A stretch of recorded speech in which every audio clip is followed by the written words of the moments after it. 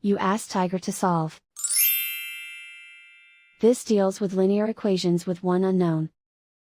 The final result is p equals -2. Let's solve it step by step. Simplify the expression. Group like terms. Combine like terms. Group all p terms on the left side of the equation. Add 6p to both sides.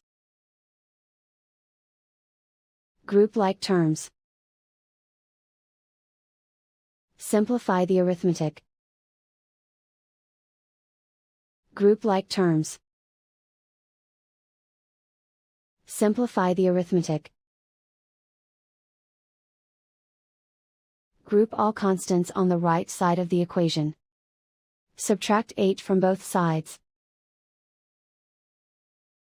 Simplify the arithmetic.